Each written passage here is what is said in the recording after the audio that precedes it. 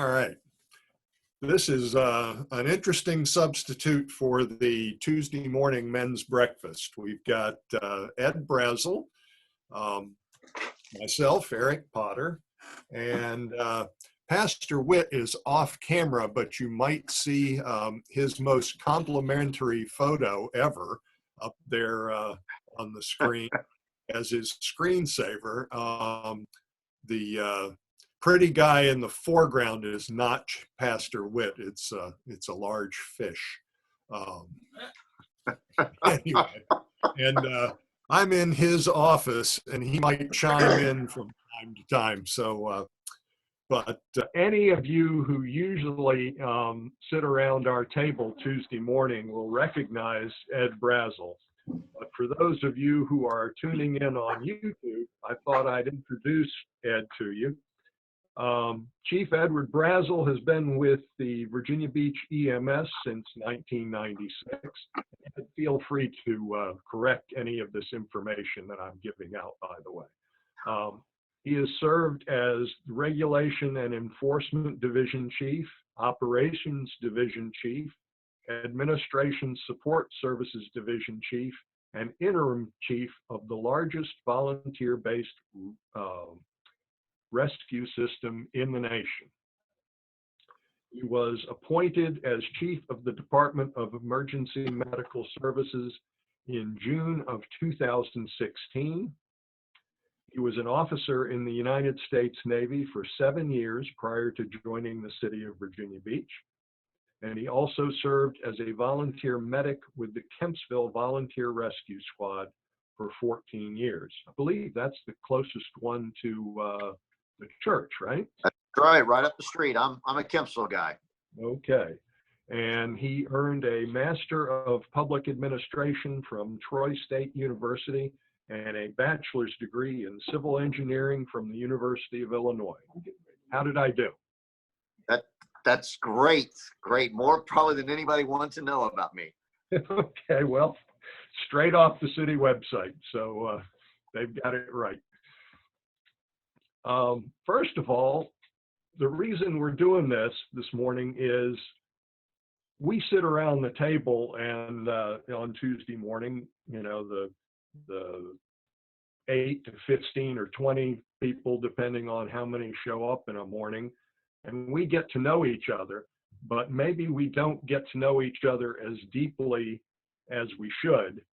And certainly during this time of the coronavirus and social isolation, I'd like to get to know people more, and you're having probably a unique experience from the rest of us.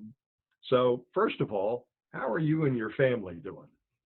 You know, we're doing great. We're like everybody else. We're nervous about the virus and cooped up at home. My wife, I think, I had to hide all the duct tape because she's had my son, 8 years old, at home for a couple of weeks and is just about done with him. So we've got the challenges everybody else does, but we've got plenty of food and supplies, and we were prepared. Obviously, my line of work, they're used to me being gone, and so we're doing great family-wise. Let's me focus on stuff here at work. Everyone well? Yep, everyone's fine. That's good to hear. Well, the second thing I wanted to say is thank you to you and the first responders for what you do every day for us and what you're doing for the community in this time. I know it's a tough job. Well, we appreciate your support. I guess, what does your typical day look like these days? You know, it's unique. It's something that we've talked about, but we've never really, none of us have experienced this. And it's a lot of, for me, it's a lot of meetings and talking about, you know, our supplies of gloves and what are we doing to protect our people, and are we keeping up with the demand? You know, we always worry about our folks and our patients, of course, but there's a higher sense of urgency and awareness more than anything else. You know, I'm lucky. I'm up here in my bunker in my office. I'm not out there on the front line like most people, but we're doing, that's really our fixation, is taking care of them. Okay. How has your routine changed? How's your routine day change, your schedule? We normally are talking about a little bit of the day to day, but we try to look at what's the future and the city budget, and what style of jacket are we gonna buy next time, and just a myriad of things. And really all we're doing right now is COVID all the time. And it's changing. My boss says we're building the airplane as we're flying it, with how do we test people, or what are the procedures for decontaminating ambulances. And so it literally changes hour by hour what we're doing. Okay. Now, I know that you game plan for things like hurricanes or, other catastrophes and so forth. Was this a pandemic? Was that anything that you had game planned for before? Believe it or not, we have a pandemic plan, which was very helpful, but it was a starting point. It really, now we're tracking with the CDC and what they recommend as isolation and things. So we're actually adding to that every day as it goes through. But we did have a plan, and we implemented. We were actually very early compared to a lot of communities in terms of, we put people in the 911 center to start questioning and asking questions about travel or symptoms, so that we could warn our crews to be ready before they got there. A lot of communities have had EMS and fire providers get sick because they walked into something they weren't ready for. And so we started early and have done very well. Well, that leads into my next question: is how are your crews doing, and are they handling calls differently? They're nervous. To be frank, they're very nervous. I'm nervous. And but they're out there. The way we're answering calls differently, and so people need to be aware of this. We are wearing let me find one. We're wearing a mask on every call, even if you have a stubbed toe. We're coming in wearing a mask, and that's to protect us and also protect you, to make sure we're not bringing anything into your house.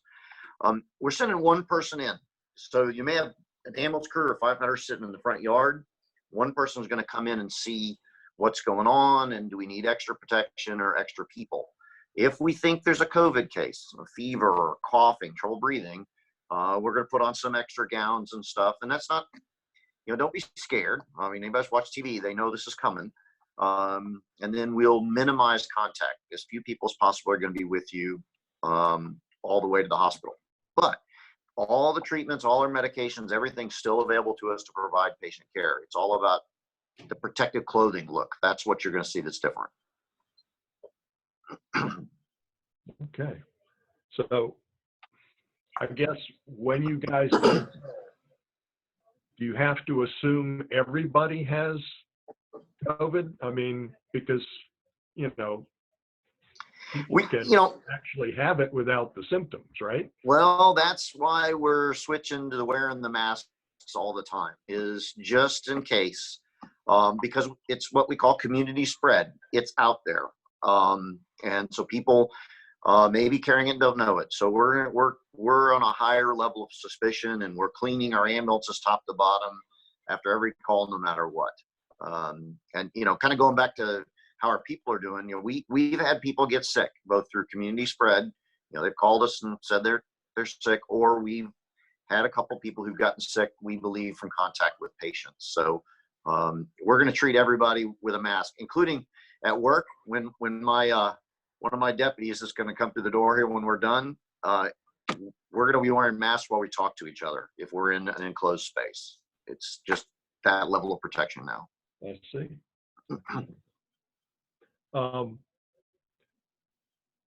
When you get a suspected COVID-19 patient, like you said, when you have that guy walk in there and they see that trouble breathing or what have you, and they come out and gown up and so forth, is there a particular place you're taking them? No, we're going to every emergency room. So that part really hasn't changed. Once you get in the hospital, they're doing some different procedures inside there, but our destinations have not changed, and we give them a heads up on our way in so they know how to route us. The only thing may change on the treatment, we're trying to avoid things that put droplets in the air. So some of the things with our nebulizers, we may be doing more of the kind of inhaler puffers instead of that, but it'll all be transparent to the patient. We're going to do what we need to do to take care of them. From what you've seen, how prevalent is it in our community? I've got the same numbers you do from the health department. I think there are a lot of people at home who aren't being tested, who are suffering through this. So my sense from what I'm getting from the hospitals is this is wider spread than the numbers. A lot of people have been tested, but the test results are taking as much as 7 days to get back. And so if hundreds of people have been tested that were symptomatic, it's pretty prevalent. It's not as bad as maybe New York City, but it's out there. So there's a cohort that has it that we haven't seen in the numbers, is what you're saying. I believe so. I believe a lot of people are staying at home who are symptomatic, who just aren't getting tested because it's not that severe, or we're waiting for their test results. How about your guys? Can they get tested if they need to? Yeah, we've got a process that it's been a little slow in coming, but we now can get in and get tested and get some results within 24 hours. That's first responders and healthcare workers do get a priority, and we've cracked the code on that. But only if they're symptomatic. So if they go to a call and they're with somebody that's got COVID or possible has COVID, we don't automatically test the provider. We only test the provider if they get symptomatic. But we have a log now. Everybody before they come to work has to report that they're not sick, that they're not running a fever. And so we do a kind of a self-check before they come to work. So we're doing the best we can to keep the spread on our end to a minimum. How's the morale? Is it fearful? Has anybody pulled out of service? You have a volunteer system, so I'm just wondering. Have people we've had a few volunteers who are older and with some underlying health issues who have asked to step aside for now, and we respect that, and we'll work with that.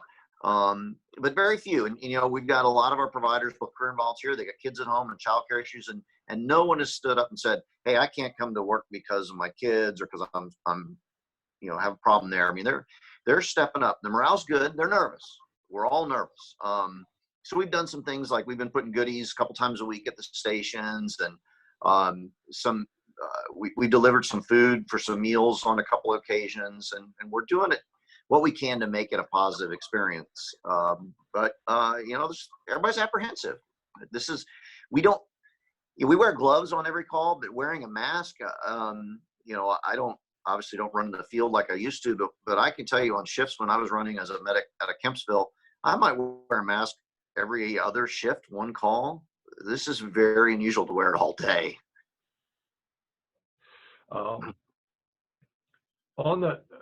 We've seen crews on the news in different cities using different levels of protection. You mentioned that that your guys are wearing a mask. We've heard about N95 masks and so forth, and you just showed a mask. What level of personal protection equipment do you use and have, and can you get enough of it?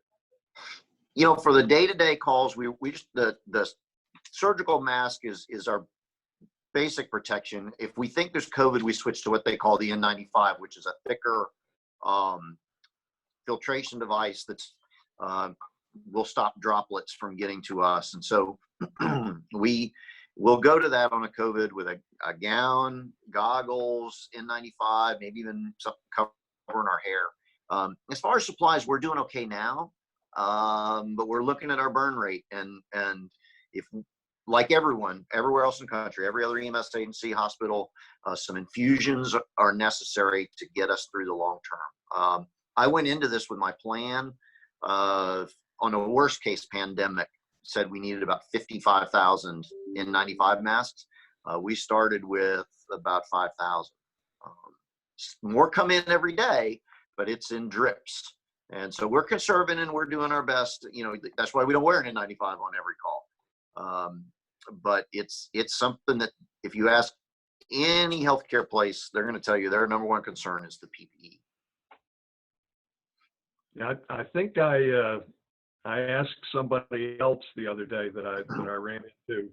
I saw somebody with, it may have been the Diamond Princess. They were taking a passenger off in this space age thing that they called a cocoon stretcher.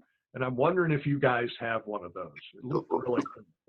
We don't. I mean, they make some that are like for super isolation, like Ebola. And there are places that are dabbling with these for COVID.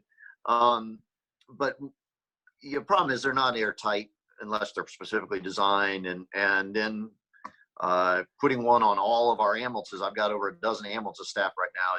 It's problematic. So what you saw that on TV is they had one ambulance with one stretcher, one patient. They were able to do it. We can't do that in a city of 450,000 people. So we at every hospital, and it's the good old spray bottle with bleach solution in it, and we spray down our ambulances and clean them up.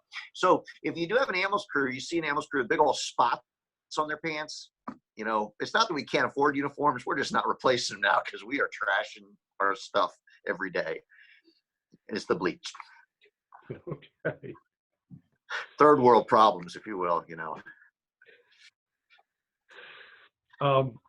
Couple of questions that you can take anywhere you want to go.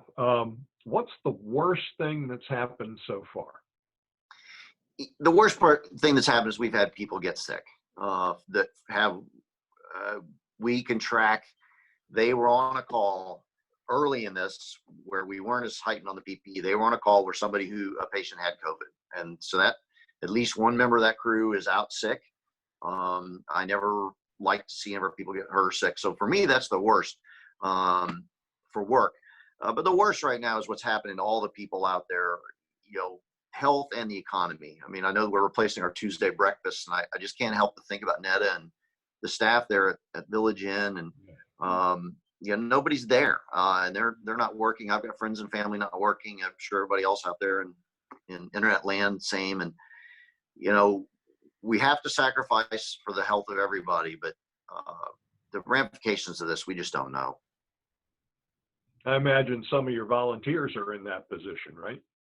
Absolutely. We have many of them that are out of work, and we're not asking them to come in every day to make up for the time. But we've got volunteers out of work or their family members. I've got people here on my staff that their kids are out of work, and that's adding to the stress of all this. It's not just about having to sit at home or toilet paper supplies. It's the real impact to people out there. And then we all have fears, I have my father's fragile health and is at home in Kentucky, nice and safe in his bunker. But we all have family members out there that are at risk, and we're worried about them as well as we're worried about the people we work with. And okay. So we're not immune to it. I mean, I know everybody else feels the same way. I mean, I'm in public safety. Look, I signed up for this, but the concern about everybody, we feel it and share it, and my thoughts go out to everyone as much as they come to us. Thanks for that. Any positives that have come out of the situation? It's been really fun.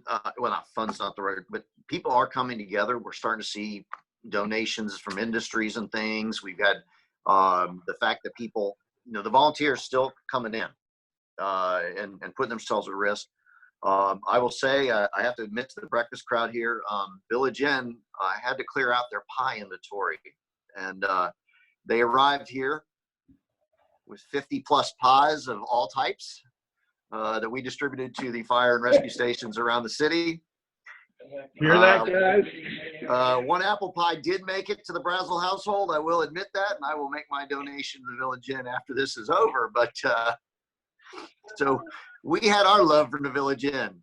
I hope you will share yours back in our appreciation when this is over. I have a feeling that the Virginia Beach EMS will return some of that love too. Well, we hope so. So we've heard from a lot of businesses have come by and brought goodies both for us or at the stations. But as the Breakfast Crowd Village Inn, and I thank Tim profusely, but they're concerned, obviously, like any other business. Well, that's fantastic. To wrap this up and let you get back to your very important work, what can we do for you? I think practice the social distancing and stay at home and take care of yourselves. The fewer people are sick, the faster this gets over, and the less for everybody, the healthcare system. I mean, that's the number one. I know it's hard. It stinks. I don't like it. And then just keep the prayers. The prayers help. And lastly, watch out for each other, your neighbors. There are a lot of people who are home and nervous, and maybe a phone call or email. I really like the email chain for the men, the Methodist men that was back and forth, what everybody's doing. So, not only are we cooped up and we're worried about our physical health, mental health is going to be an issue for everybody too. So think about, reach out. That was really long and rambling. Sorry, I didn't give you a direct. Hey, that's wonderful. When I see people at the beach clumping together and partying just like they always do, I know they're making your job harder. So yes, I would like to keep my job for the duration, so I will withhold some of my comments about some of that. But please, social distance, please. Okay. I really appreciate you doing this, Ed, and I'm sorry I can't buy your breakfast this morning, but it sounds like people are taking good care of you. Yeah. So we're doing just fine, and we'll figure out another way to get together and talk politics, religion, and sports. We got plenty of Tuesdays ahead. Okay. Yeah, get together and tell some lies. That's what I'm looking forward to. So there you go. The more people who can join us, the better. And I hope some of this we'll get folks to see that we get together and we have some fun and we do some good as well. So we do. Our prayers are with you. I know Pastor Witt has been praying for all you guys out there. And Ed, we really thank you for what you're doing, and we thank you for spending some time with us this morning. My pleasure. It's great seeing you. God bless you and take care. Okay. Bye-bye.